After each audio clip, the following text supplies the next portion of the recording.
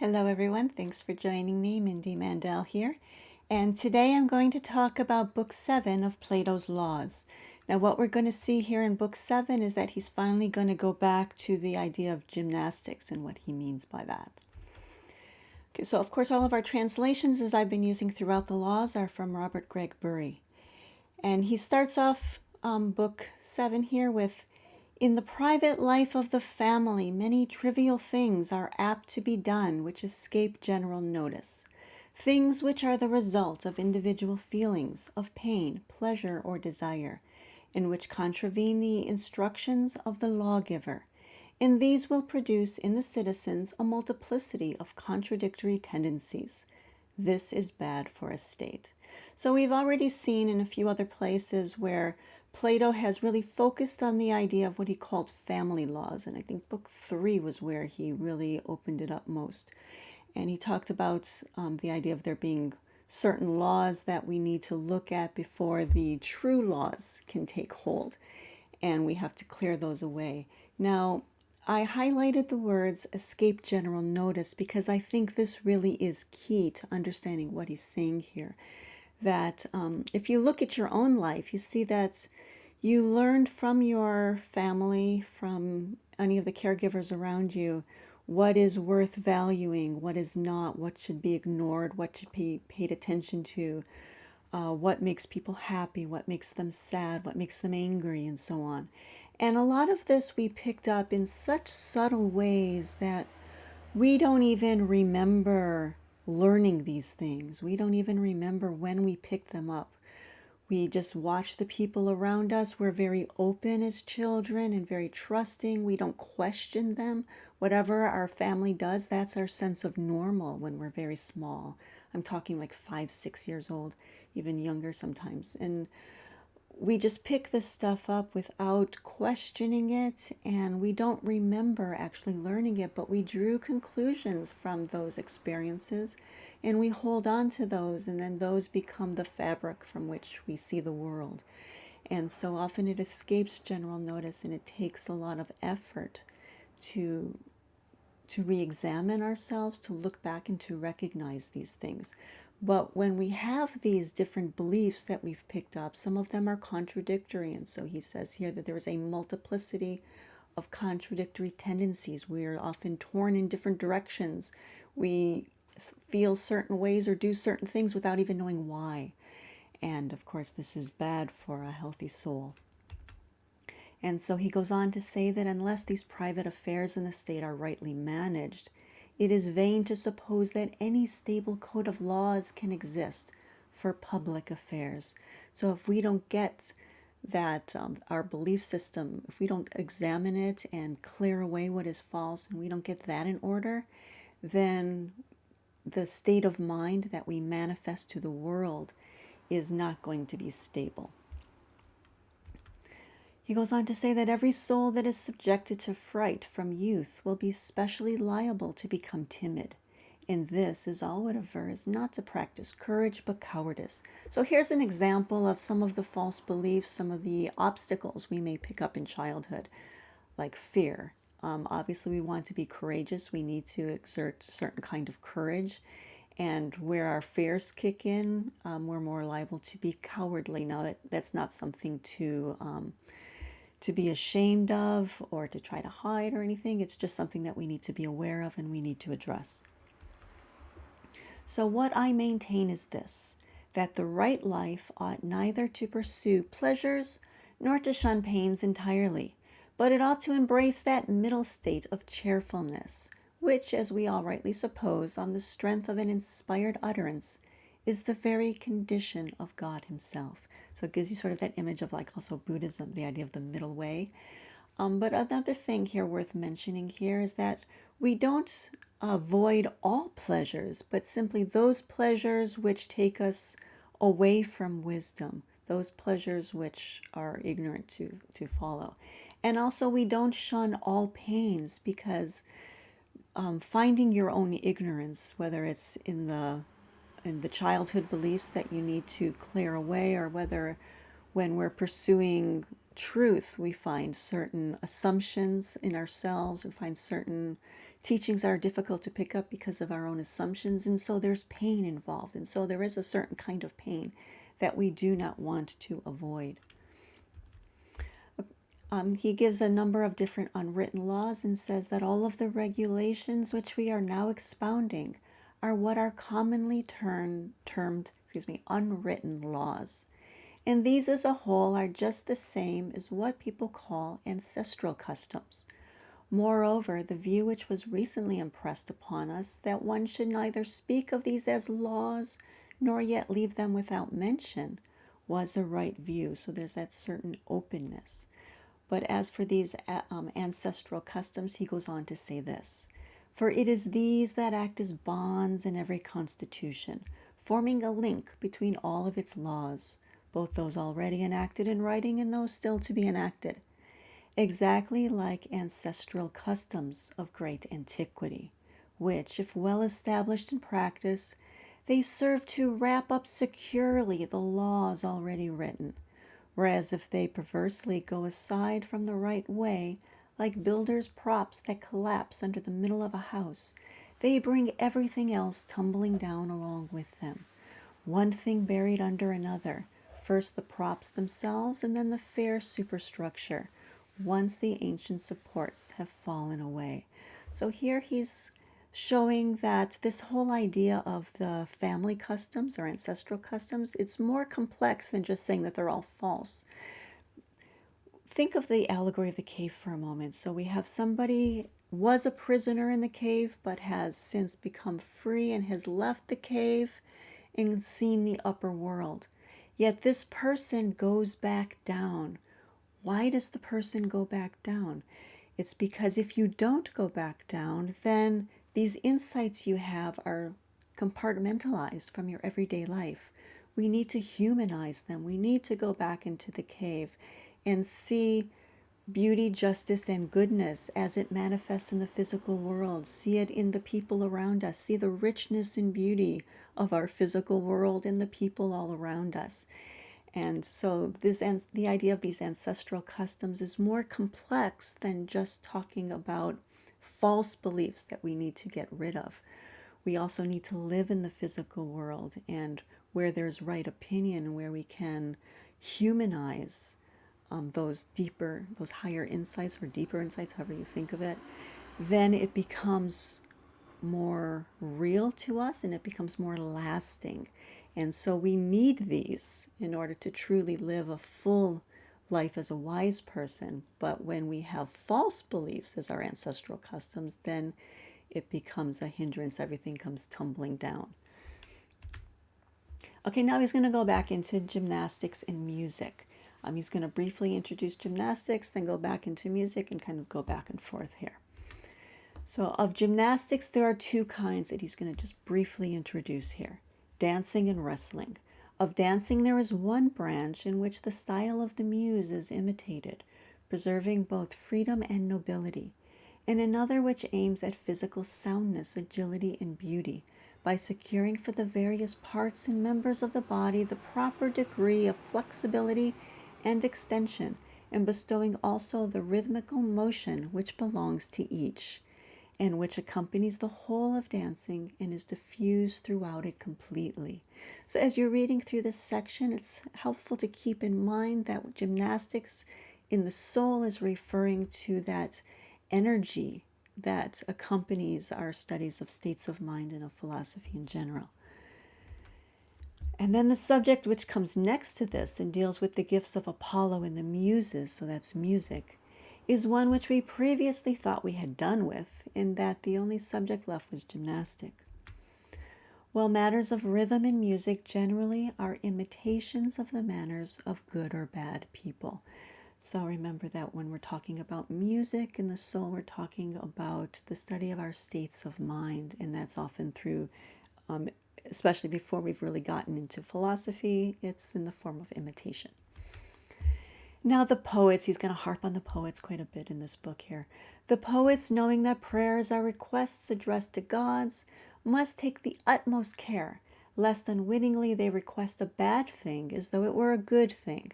For if such a prayer were made, it would prove, I fancy, a ludicrous blunder. This was also talked about in a previous book. Be careful what you wish for. What then shall we say that this statement serves to illustrate?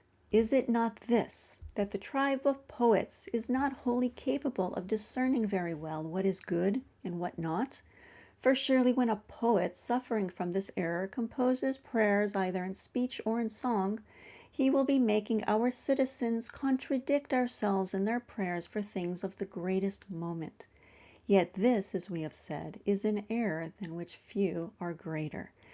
We want to keep in mind also here that with poets in the city-state has its analog in the soul more than just poets. It's anyone who influenced us growing up in our families, in our communities, and then also you can extend it also to public figures, entertainers and politicians and so on. And so, of course, conventional wisdom, conventional notions of virtue is not always perfectly in line with what we find in a wisdom tradition. And so we have to be on guard against that. So in truth, every unregulated musical pursuit becomes, when brought under regulation, 1,000 times better, even when no honeyed strains are served up. All alike, they provide pleasure. I'll get to that last part in a moment, but of course musical pursuits of studying your states of mind. And whether it's regulated or unregulated is determined by whether it's guided by wisdom or not. Now when he says that all alike provide pleasure, he goes on to explain that the unregulated musical pursuits bring pleasure to those that are not wise, whereas the regulated ones bring pleasure to the wise. So all do provide pleasure, but it depends on who it provides pleasure to. Well, just as a shipwright at the commencement of his building outlines the shape of his vessel by laying down her keel, so I appear to myself to be doing just the same, trying to frame, that is, the shapes of lives according to the modes of their souls, and thus literally laying down their keels by rightly considering by what means and by what modes of living we shall best navigate our bark of life through this voyage of existence. So that's the wisdom life, the life of wisdom tradition. Now, the idea of philosophy being the noblest game is something that Plato is very famous for, and here's where he states it.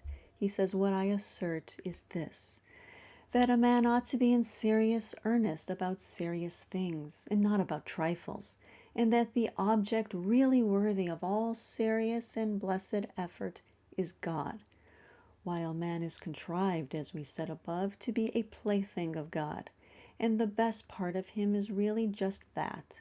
And thus I say that every man and woman ought to pass through life in accordance with this character, playing at the noblest of pastimes, being otherwise minded than they now are."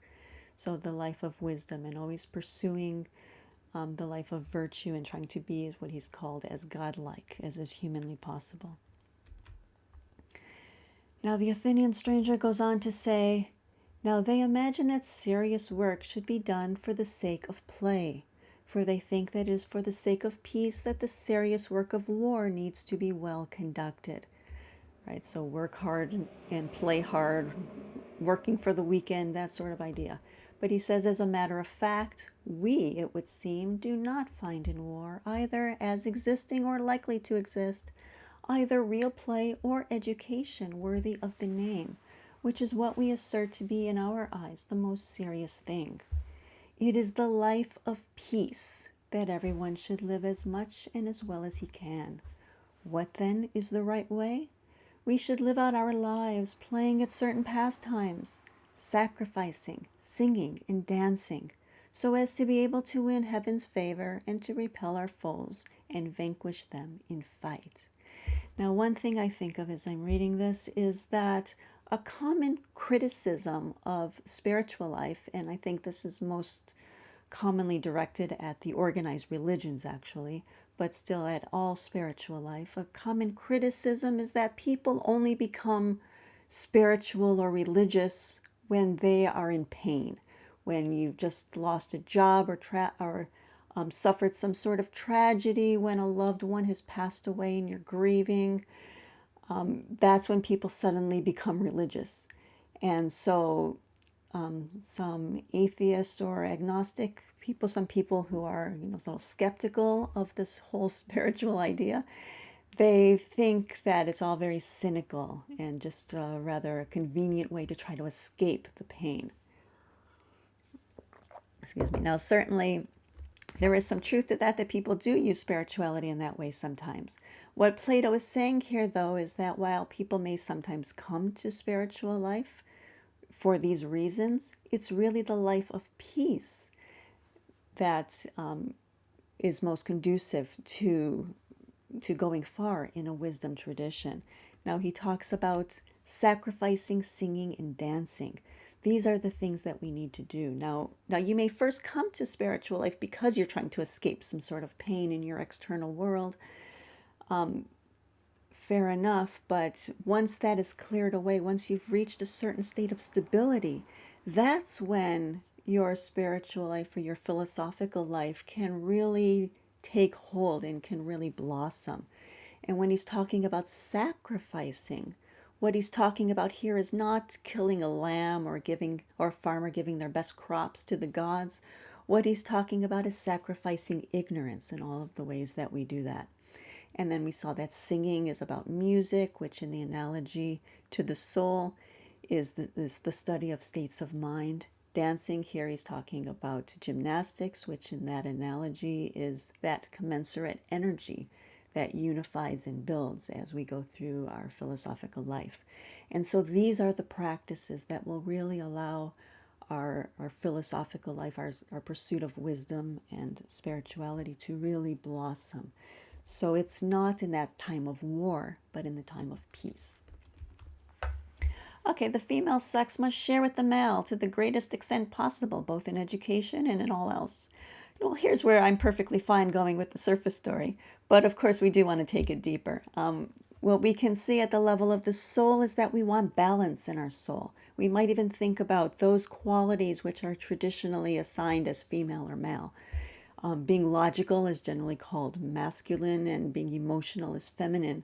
And we want to unify. We want to be balanced. We don't want to only pursue logic and suppress our emotions. We want to be complete and whole and unified. And so that's also a big part of what he's talking about here.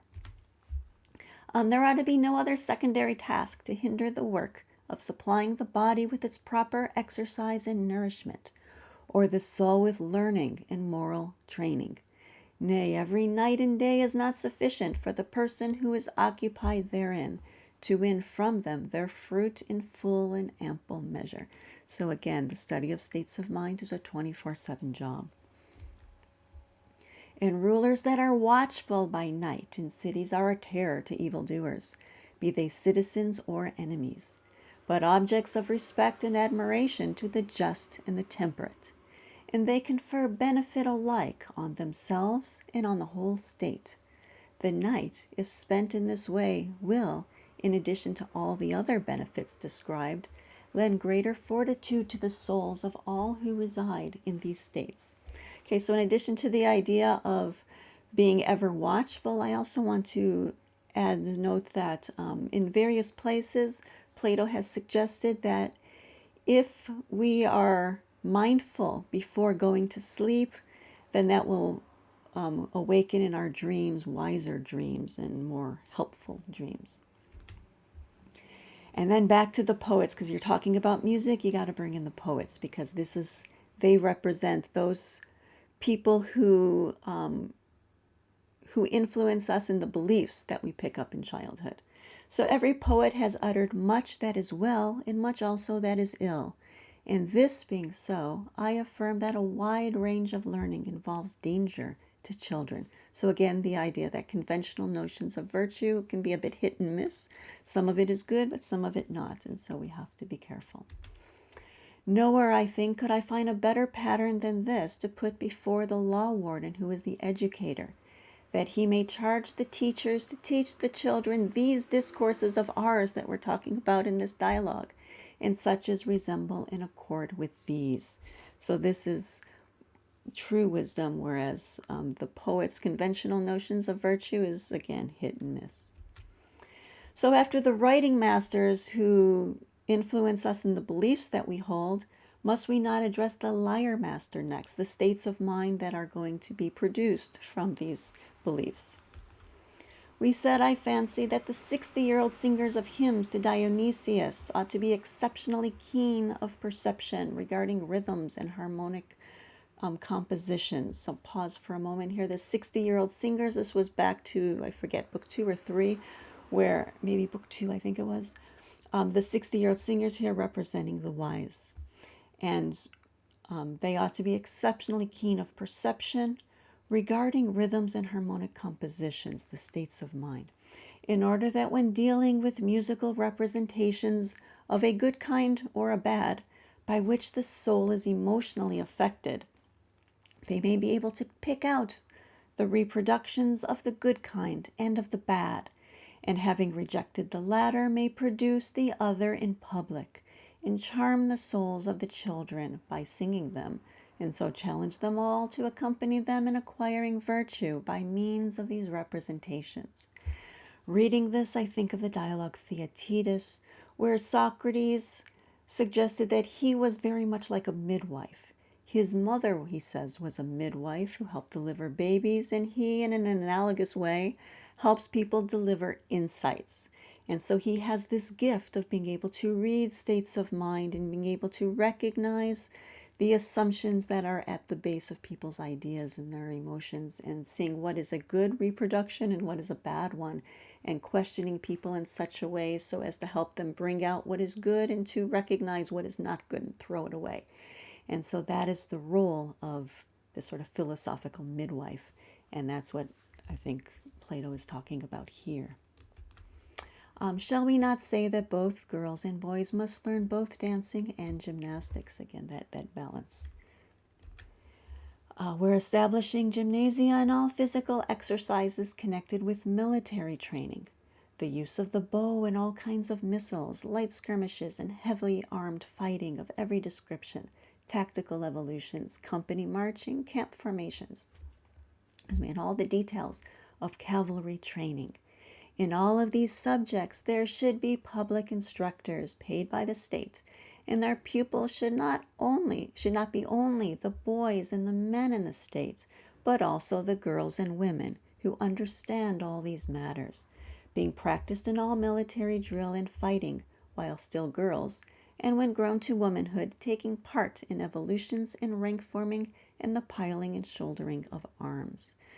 So military training, always talking about courage in the soul, and with the idea of bringing in girls as well as boys. Again, on the surface story here, I think Plato was more egalitarian than most people of his day, but also at the level of soul, again, we see that idea of bringing in, of having a balanced and whole soul, not some training just parts of our soul, but the whole soul. Now he's going to talk about two kinds of motion. And this has its parallel in the Republic, which I'll talk about in a moment. Of the noble kind, there is on the one hand the motion of fighting, in that of fair bodies and brave souls engaged in violent effort. And on the other hand, there is the motion of a temperate soul, living in a state of prosperity and moderate pleasures. And this latter kind of dancing one will call, in accordance with its nature, pacific. The warlike division being distinct from the Pacific, one may rightly term Pyrrhic, I'm not sure, the war dance. So this idea of the Pacific and the war dancing, the two kinds of dancing, this has its parallel in the Republic in Book 3, where he talks about different modes of music. And he talks about, again, a warlike mode and a Pacific mode. Now, when he's talking about the warlike, what he's talking about is being courageous. These are states of mind that we're really talking about here. The courageous state of mind of confronting or avoiding pleasures that are trying to distract you from a life of wisdom, and also bravely facing those pains that you need to face in order to pursue wisdom. And so that's one of the modes. And then the other state of mind, the peaceful one, is the one that you're facing otherwise. That includes, for example, having the humility and openness to learn from someone else, and also having maybe the gracefulness to be a guide to someone else when that's appropriate, and all the various states of mind that when you're not in that fighting mode. Those are the peaceful modes. So he talked a little bit about fighting in that last screen that we saw. Now he's going to say a few words about the Pacific dancing. And so the point we must consider in every case is whether the performer in his dances keeps always rightly or improperly to the noble kind of dancing in the way that befits law-abiding men. Now, noble kind of dancing might bring images of like a Puritan mindset, but that, of course, is not what he's talking about here. He's talking about a noble state of mind. And that of the unwarlike or peaceful muse, in which people pay honor to the gods and the children of the gods by dances, will consist, broadly speaking, of all dancing performed under a sense of prosperity. Of this we may make two subdivisions, the one being of a more joyful description and proper to people who have escaped out of toils and perils into a state of bliss. So we have the image here of the ex-prisoner coming out of the cave into the upper world and eventually seeing the sun itself in its own light. That's the state of bliss. The other mode here, or the other description of it, is connected rather with the preservation of that state of mind, so afterwards, or the increase of pre-existent blessings, so working towards it, so either before or after that state of bliss, and exhibiting accordingly joyousness of a less ardent kind. Okay, so those are the peaceful modes that are healthy. It is impossible to learn the serious without the comic. We're bringing the poets back in again. Or any one of a pair of contraries without the other, if one is to be a wise person. But to put both into practice is equally impossible if one is to share in even a small measure of virtue. In fact, it is precisely for this reason that one should learn them, in order to avoid ever doing or saying anything ludicrous through ignorance when one ought not. So again, in our system here, wisdom is not just a matter of a certain habit or right opinion. It's about experience and learning and acting. And goodness is a choice that we make. Now, the Athenian stranger finally has to answer to the poets, these people who influenced us in childhood. And remember, again, we can broaden our understanding of poets to include anyone who influenced us, both privately and in the public sphere. So we ourselves, to the best of our ability, are the authors of a tragedy, at once superlatively fair and good. At least all of our polity is framed as a representation of the most beautiful and the best life, which is in reality, as we assert, the truest tragedy. Thus we are composers of the same things as yourselves, rivals of yours as artists and actors in the fairest drama, which as our hope is true law, and it alone is by nature competent to complete. So we have competing images of what is the nature of reality and what is a good life. Now we hope that our version of it is the true one, and we think it is the only one worth really completing and working on.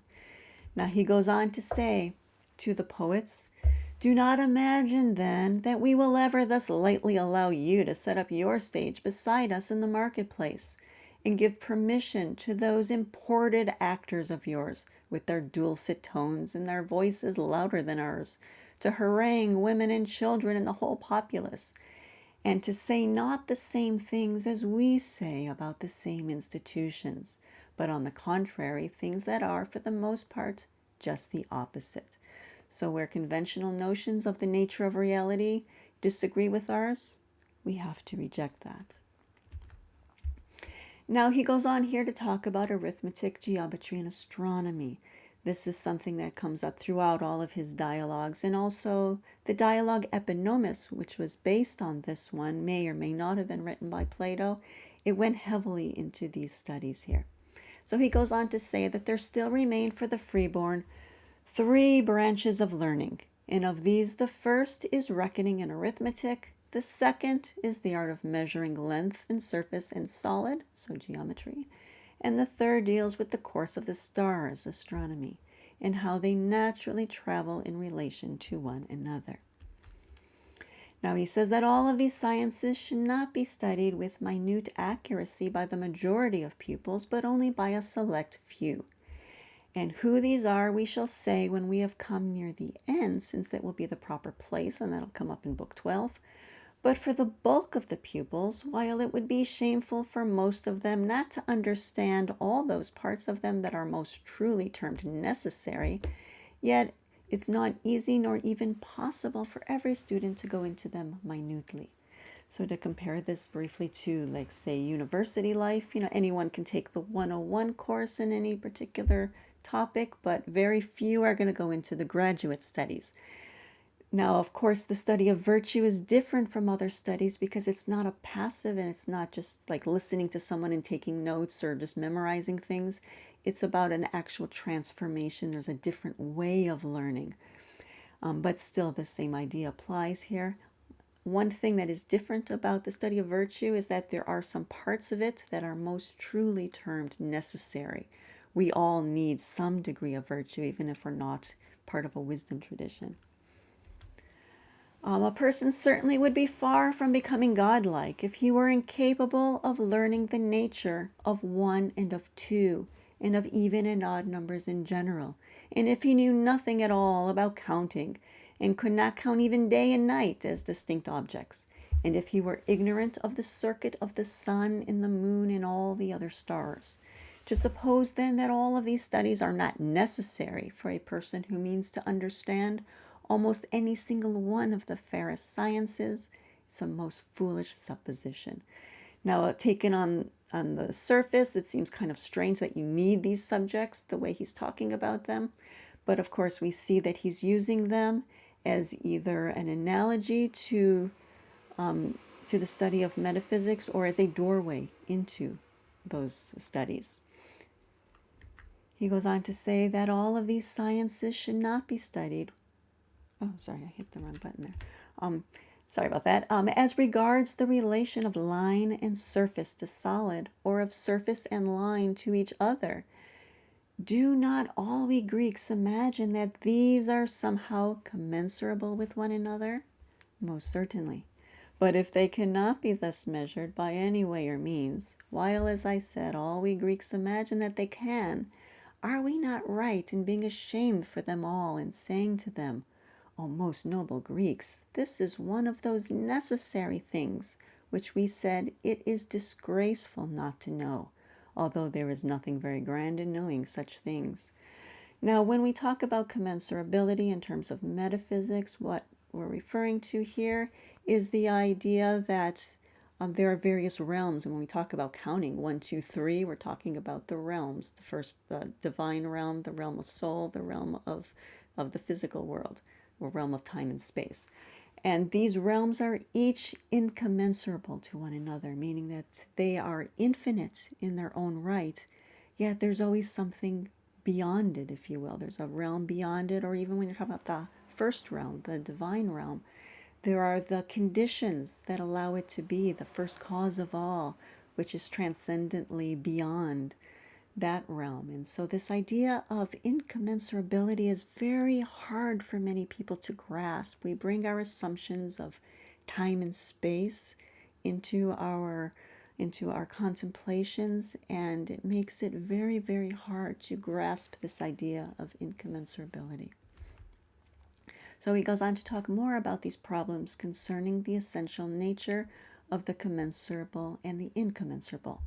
For students who are not to be absolutely worthless, it is necessary to examine these and to distinguish the two kinds, and by proposing such problems one to another, to compete in a game that is worthy of them. For this is a much more refined pastime than draughts for old men. And so again, that's the study of metaphysics and philosophy in general. Well, now we want to consider next whether or not we approve of the children learning astronomy. So that was mathematics. Now we're going into astronomy. He says that we commonly assert that people ought not to inquire concerning the greatest God and about the universe, nor busy themselves in searching out their causes, since it is actually impious to do so, whereas the right course in all probability is exactly the opposite. So his idea of astronomy is not studying the stars in the sky, but the greatest God in the universe in this philosophical sense, and looking for causes. He goes on to say that we may now say that our regulations concerning subjects of education have been completed. So now he's ready to go on to say that the duty now laid upon the lawgiver probably goes further than the bare task of enacting laws. In addition to laws, there is something else which falls naturally between advice and law, a thing which is often cropped up in the course of our discussion, as for example in connection with the nurture of young children. Such matters, we say, should not be left unregulated, but it would be most foolish to regard those regulations as enacted laws. So again, a certain room for judgment or flexibility. Now he's going to go on about hunting, and you can think of hunting as basically the philosophical life, the hunt for wisdom. The lawgiver, for his part, will be right in praising or blaming hunting, with an eye to the toils and pursuits of the young.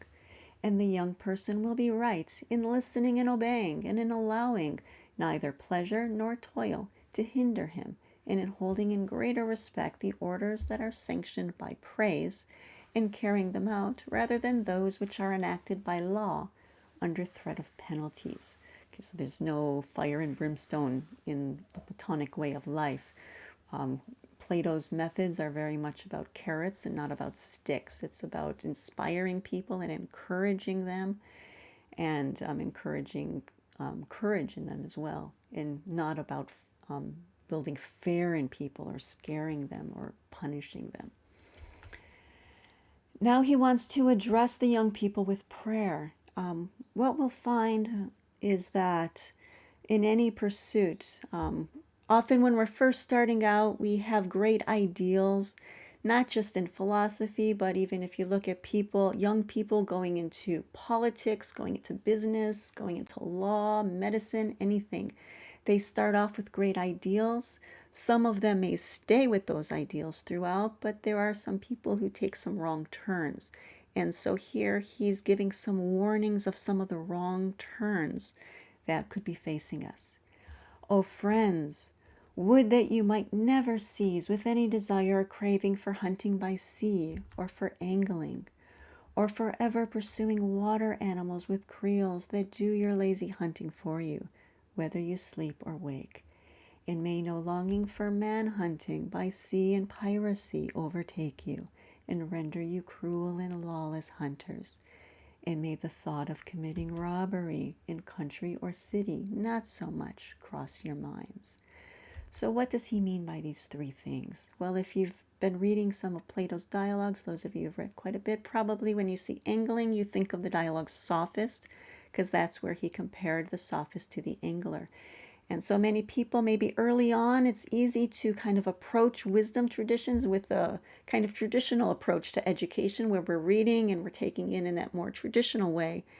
And we're really enjoying the pursuit of wisdom. But at some point, we reach a place where we have to question assumptions and beliefs that are painful to question, and it becomes more difficult. We're getting to that more transformative layer of our studies, and that's where people sometimes make a wrong turn, where that genuine pursuit of wisdom becomes a love for that image of being a knower, and that's where they become sophists. So that's one danger.